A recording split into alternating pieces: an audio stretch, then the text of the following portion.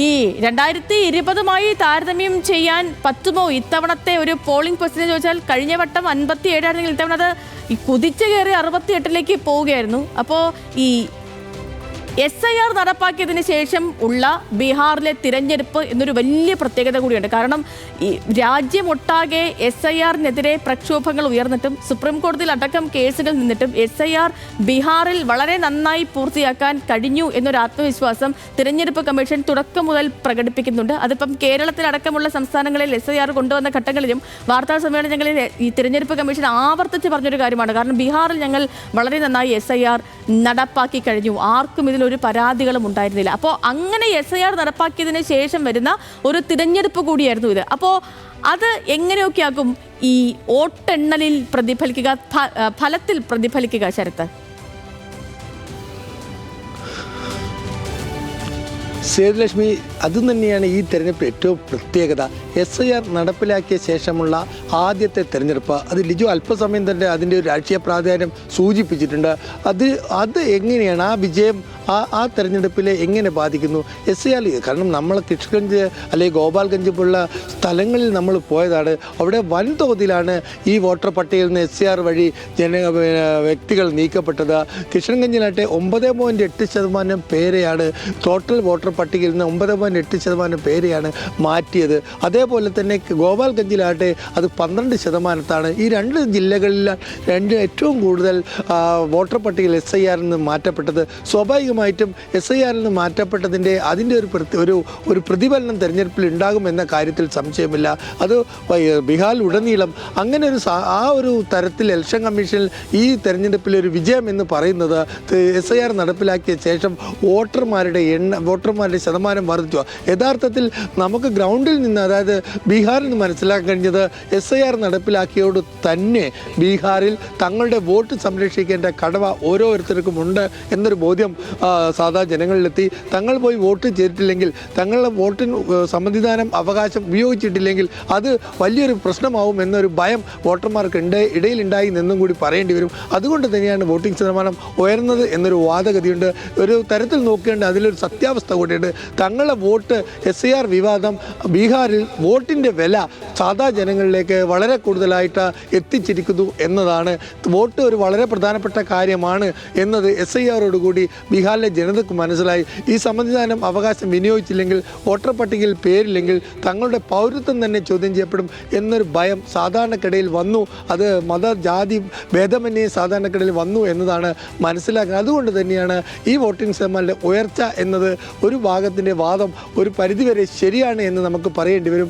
അതുകൊണ്ട് തന്നെ ഈ വോട്ടിംഗ് ശതമാന ഉയർച്ചയ്ക്ക് ഒരു കാരണം SIR തുടർന്നുള്ള ചർച്ചകളും SIR സംബന്ധിച്ച വിവാദങ്ങളാവണം എന്ന കാര്യത്തിൽ നമുക്ക് സംശയമില്ലാതെ പറയേണ്ടി വരും. അതുകൊണ്ട് തന്നെ ഇലക്ഷൻ കമ്മീഷനെ സംബന്ധിച്ചിടത്തോളം ഈ വോട്ടിംഗ് ശതമാനം ഉയർന്നത് SIR നടപ്പാക്കിക്കൊണ്ടതാണ് എന്ന തെരഞ്ഞെടുപ്പ് കമ്മീഷൻ്റെ വാദം ഒരു പരിധിവരെ നമ്മൾ അംഗീകരിച്ച ആ കണ്ണിൽ കൂടി നോക്കിക്കഴിഞ്ഞാൽ ഇത്തരമൊരു അവസ്ഥയുണ്ട്. കാരണം തെരഞ്ഞെടുപ്പ് കമ്മീഷൻ ഈ തവണ ബീഹാറിൽ നിരവധി വണ്ടികളും തെരഞ്ഞെടുപ്പ് വോട്ട് ചെയ്യാൻ വേണ്ടി 6 ലക്ഷം വാഹനം ഈ വോട്ടെടുപ്പിന്റെ ഘട്ടങ്ങളിലൊക്കെയും 2 ഘട്ടങ്ങളിലും ബീഹാറിൽ ശരത്തുണ്ടായിരുന്നതാണ്, ദിവസങ്ങൾ ഉണ്ടായിരുന്നതാണ്. അപ്പോൾ ആ ഘട്ടങ്ങളിലൊക്കെ ഈ പോളിംഗ് ബൂത്തുകളിലൊക്കെ ഈ ഇലക്ഷൻ കമ്മീഷന്റെ സ്പെഷ്യൽ വിസിറ്റോ കാര്യങ്ങളൊക്കെ ഉണ്ടായിരുന്നോ?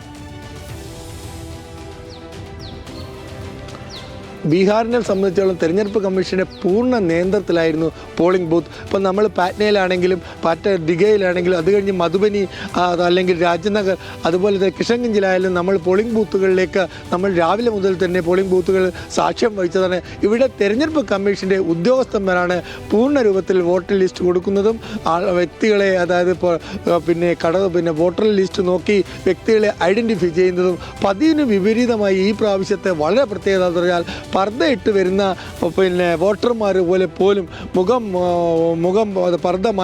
മാറ്റി സ്ത്രീകളായ പോളിംഗ് ഉദ്യോഗസ്ഥർ മുഖം മാറ്റി അല്ലെങ്കിൽ മുഖത്തുള്ള മൂടുപടം മാറ്റി, അതായത് അത് പരിശോധിച്ചിട്ട് അകത്തേക്ക് അടുത്തി വരുന്ന ഒരു കാഴ്ചയും നമ്മൾ കണ്ടു. തെരഞ്ഞെടുപ്പിന് അകത്തായതുകൊണ്ട് നമുക്കത് ഷൂട്ട് ചെയ്യാൻ അല്ലെങ്കിൽ ദൃശ്യങ്ങൾ പകർത്താൻ കഴിയില്ല.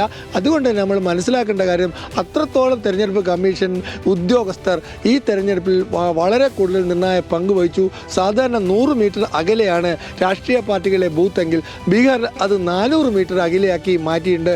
പല സ്ഥലത്തും രാഷ്ട്രീയ പാർട്ടികളെ ബൂത്തുകൾ, അത് BJP ആയാലും NDA ആയാലും ആ സഖ്യമായാലും ബൂത്ത് ഏജന്റുമാരെ പ്രത്യേകം മാറ്റി നിർത്തുന്ന ഒരു അവസ്ഥയും തെരഞ്ഞെടുപ്പിൻ്റെ സംഘർഷം ഭയന്നിട്ടാണ് എന്നാണ് തെരഞ്ഞെടുപ്പ് ഉദ്യോഗസ്ഥർ പറയുന്നതെങ്കിലും രാഷ്ട്രീയ പാർട്ടികളെ ഒരു മുഖവിലക്കെടുത്തുകൊണ്ടുള്ള ഒരു തെരഞ്ഞെടുപ്പ് നടന്നു എന്ന് ബീഹാറിൽ പറയാൻ കഴിയില്ല. കാരണം പോളിംഗ് ബൂത്തുകളിലൊക്കെ കാര്യങ്ങൾ നടത്തിയിരുന്നത് തെരഞ്ഞെടുപ്പ് കമ്മീഷനും സുരക്ഷാ സേനയുമായിരുന്നു എന്നത് ഒരു യാഥാർത്ഥ്യമാണ്. അതുകൊണ്ട് തന്നെ അക്രമ സംഭവങ്ങൾ കുറഞ്ഞു, പരസ്പരം ഏറ്റുമുട്ടാനുള്ള സാധ്യതകൾ കുറഞ്ഞു എന്നാണ് തെരഞ്ഞെടുപ്പ് കമ്മീഷൻ പറഞ്ഞത്. ആ വാദത്തിലും ഒരു ശരിയുണ്ട്. ബീഹാർ രക്തച്ചൊരിച്ചിലില്ലാത്ത ഒരു തെരഞ്ഞെടുപ്പ് നടന്നു എന്ന് നമുക്ക് പറയേണ്ടി വരും. ബീഹാറിലെ തെരഞ്ഞെടുപ്പ് ലിജോനറിയാം. പണ്ടാണെങ്കിൽ ബൂത്ത് പിടുത്തം, വെടിവെപ്പ്, അല്ലെ ബാലറ്റ് പേപ്പർ തട്ടിക്കൊണ്ടുപോകൽ, കൊലപാതകം, ഇത് ബീഹാറിൻ്റെ എല്ലാ തെരഞ്ഞെടുപ്പും 1951 ശേഷം നടന്ന എല്ലാ തെരഞ്ഞെടുപ്പിലും ഒരു സ്ഥിരമായ കാഴ്ചയായിരുന്നു, സ്ഥിരമായ വാർത്തയല്ലാത്തൊരു വാർത്തയായിരുന്നു. ആ തരത്തിൽ ഇത്തരമുണ്ട്. തെരഞ്ഞെടുപ്പ് കമ്മീഷൻ ഈ തവണ ചെയ്തത് തെരഞ്ഞെടുപ്പ് കമ്മീഷൻ്റെ ഉദ്യോഗസ്ഥന്മാരും അതുപോലെ BLOമാരും നിരന്തരം ഈ തെരഞ്ഞെടുപ്പ് പ്രക്രിയയിൽ ഇൻവോൾവ് ചെയ്യിച്ചു എന്നു തന്നെയാണ്. അല്ലെങ്കിൽ അവരെ കയ്യിലായിരുന്നു തെരഞ്ഞെടുപ്പ് എന്ന കാര്യത്തിൽ സംശയമില്ല. അത് നമ്മൾ നേരിട്ട് കണ്ടതാണ്. തെരഞ്ഞെടുപ്പ് കമ്മീഷൻ്റെ ഉദ്യോഗസ്ഥരായിരുന്നു ബൂത്തുകളിൽ ഏറ്റവും കൂടുതൽ ആക്റ്റീവായിട്ട് പൊതുജന. ഇതിപ്പോൾ ഈ പ്രാവശ്യം തെരഞ്ഞെടുപ്പിൽ വളരെ പ്രത്യേകതയുണ്ട്. മൊബൈൽ സൂക്ഷിക്കാനൊരു സ്ഥലമുണ്ടായിരുന്നു.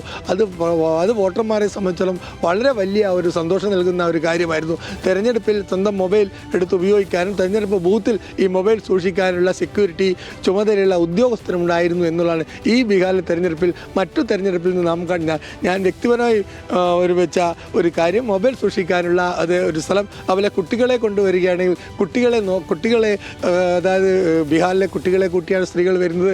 ഈ കുട്ടികളെ, പ്രായപൂർത്തിയാത്ത കുട്ടികളെ അല്ലെങ്കിൽ നോക്കാൻ വേണ്ടി ഒരു പ്രത്യേക സ്ഥലവും തെരഞ്ഞെടുപ്പ് കമ്മീഷൻ ഒരുക്കിയിരുന്നു എന്നുള്ള രസകരമായ സാധനമാണ്.